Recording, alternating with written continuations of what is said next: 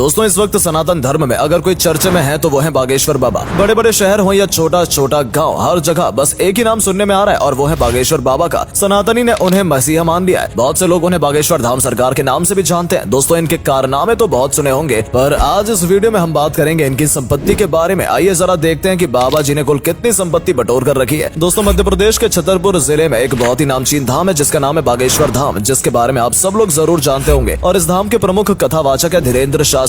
इन्हें मानने वाले लोग पूरे देश में बागेश्वर धाम आते हैं और इनकी कथाओं को सुनने के साथ साथ इनके चमत्कार भी देखते हैं। वैसे देखा जाए तो भी धीरेन्द्र शास्त्री की उम्र मात्र 26 साल ही है। इनका जन्म 4 जुलाई 1996 को मध्य प्रदेश के छतरपुर में हुआ था। इनके दादा भी एक धार्मिक गुरु थे और धीरेन्द्र शास्त्री अपने दादा को अपना गुरु मानते हैं। लेकिन आज ये जिस तरह दिखते हैं, पहले ये वैसे बिल्कुल भी नहीं थे, क्योंकि अगर हम इनके बचपन पर नजर डालें तो वो बहुत ही गरीबी में गुजारा करते थे। दादाजी भले ही धार्मिक गुरु थे और गाँव में दरबार लगाते थे, लेकिन इनका परिवार आर्थिक रूप से मजबूत नहीं था, जिसकी वजह से अपने बचपन में धीरेन्द्र शास्त्री को कई सारी मुश्किलों का सामना करना पड़ा। लेकिन अपने दादा के साथ धीरेन्द्र शास्त्री ने कभी भी उन मुश्किलों की तरफ ध्यान नहीं दिया और बचपन से ही भक्ति और धार्मिक कार्यों में लगे रहे। जहां मात्र 12 साल की उम्र में धीरेन्द्र शास्त्री ने बालाजी भगवान यानी कि हनुमान जी की साधना करनी शुरू कर दी। और आज ये हाल है कि धीरेन्द्र शास्त्री खुद को हनुमान जी का सबसे बड़ा भक्त कहते हैं और उन्हीं की कृपा से उनके पास ऐसी शक्तियां हैं जिनकी बदौलत ये लोगों के मन की बातों को समझ जाते हैं और उनकी परेशानियों का हल भी बताते हैं। यही वजह है कि धीरेन्द्र शास्त्री आज पूरे भारत में बहुत ही जाने माने कथावाचक है और बाबा के तौर पर जाने जाते हैं। भारत के कोने कोने से लोग इन्हें सिर्फ इनके दर्शन के लिए देखने आते हैं और जो उनके दरबार तक नहीं पहुंच पाते वो दिन रात इनके प्रवचन सुनते हैं और इनके सुर में सुर मिलाते हैं। आज के इस समय में लोग बागेश्वर धाम सरकार की भक्ति में इतना डूब गए हैं कि इनकी एक झलक मात्र देखने के लिए लोग बेताब रहते हैं। इनके धाम पर